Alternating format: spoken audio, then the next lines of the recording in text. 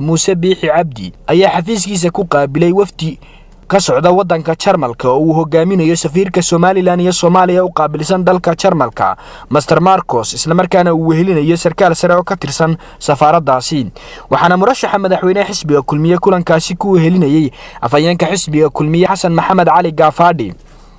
sidoo kalena kulankaasi waxa goobjoog ka ahaa wasiirka wasaaradda arrimaha gudaha Somaliland Yaasiin Maxamuud Xiir Faratoon iyo duqa caasimadda Hargeysa Cabdiraxmaan Sooteelko kulankan ayaa intii uu socday waxa lagu lafaguray doorashooyinkii Somaliland ka qabsoomay isniintii hore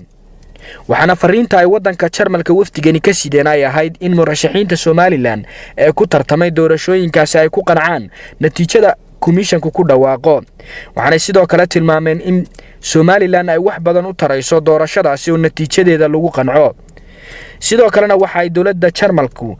ay ka hadleen waxyaabaha ay Somaliland la qaban karto dhinacyada horumarka sida farsamada gacanta dugsiyadeeda oo ay horumariyaan iyo wadooyinka oo ay door lixaad leh ka qaataan gudoomiyaha ahna murashaxa madaxweynaha xisbiga kulmiye ayaa wafdigaasi soo dhaweeyay isla markaana ay arrimo badan kaga wada hadleen intii kulankaasi socday intii ay ka qabsoomeen doorashooyinkii madaxtinimo waxa ku soo qulqulaysa wufuud caalami ah oo ay soo jiiteen doorashooyinkii Somaliland sida nabadgelyada uga qabsoomay Cabdikariim Saciid Saalax Home Cable TV Hargeysa